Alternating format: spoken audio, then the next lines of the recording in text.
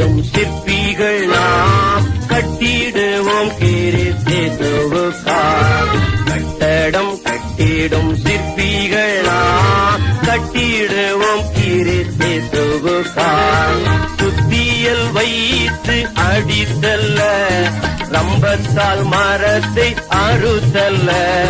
சுத்தியல் வைத்து அடித்தல்ல, ரம்பத்தால் மரத்தை அறுத்தல்ல. கட்டடம் கட்டிடும் சிற்பிகள் நாம் கட்டிடுவோம் கிறிஸ்துவுக்காய்.